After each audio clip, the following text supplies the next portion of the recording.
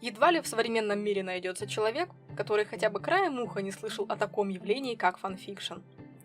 За годы его существования значение термина несколько раз менялось.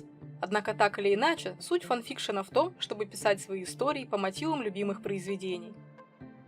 Относиться к этому можно по-разному, и как к легкому чтению, и как к тому, что не шибко-то заслуживает внимания. Однако мне все же хотелось бы отметить, что сейчас, когда это направление в последние 10 лет стремительно развивается, можно найти множество заслуживающих внимания произведений. От тех, что и впрямь заставят вас корчиться от хохота, до тех, которые заставят вас в чем-то переосмыслить свою жизнь. Начать эту рубрику я хотела бы с фандома и пейринга, которые затянули меня в этот мир около 11 лет назад. В частности, речь пойдет о вселенной Гарри Поттера и отношениях таких персонажей, как Драко Малфой и Гермиона Грейнджер. Я не знаю, что послужило катализатором, но в один момент интернет просто взорвался работами об этих двоих.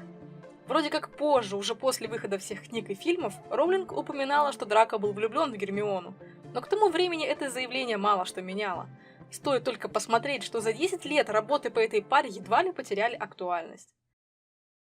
Сегодня мы остановимся на фанфике «Макбет», тесно переплетающемся с одноименной пьесой Шекспира. Как уточняет автор, знакомство с последней желательно, но вовсе не обязательно. По ходу повествования строки из пьесы грамотно перемежаются с рассуждениями студентов о мотивации и чувствах ее героев и происходящем в самом Хогвартсе. Начинается все с того, что в школе, дело происходит на 6-м курсе, задумывается постановка. Желающие готовятся к прослушиванию, заучивая отрывки со словами главных героев пьесы.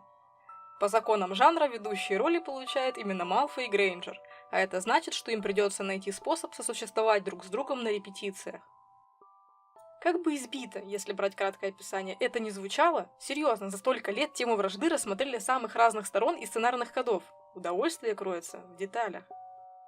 По мере прочтения вас просто полностью затягивает в этот мир, где происходящее с Драко до безумия переплетается с тем, что испытывал Макбет, где Гермиона отнюдь не сразу бросается спасать его, хоть и замечает тревожные знаки, где нет наивных поцелуев под луной, но идет контраст между воспитанием и предрассудками и прозревшим разумом. И все это на фоне подступающей на порог замка войны.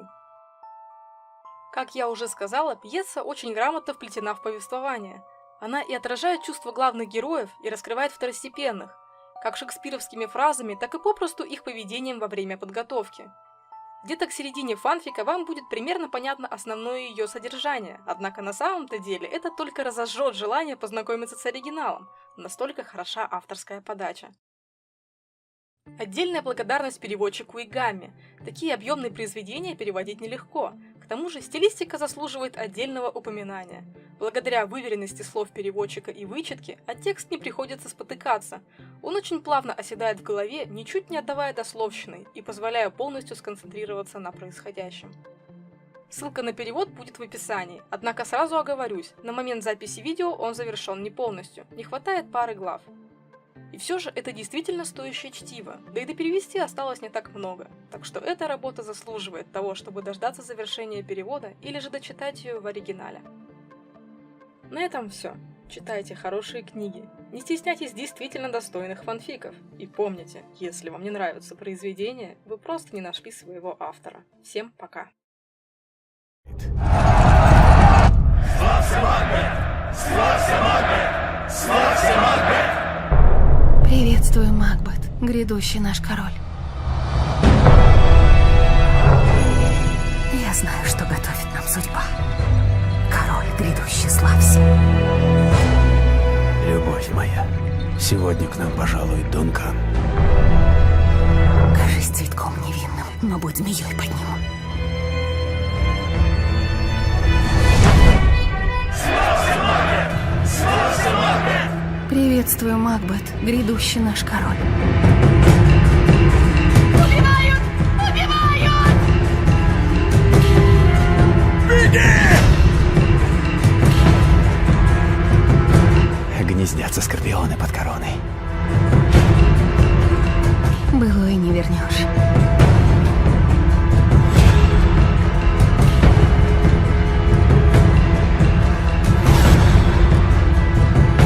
Жизнь словно ускользающая тень. Почет. Любовь. Друзья. Не для меня. Мой удел проклятие.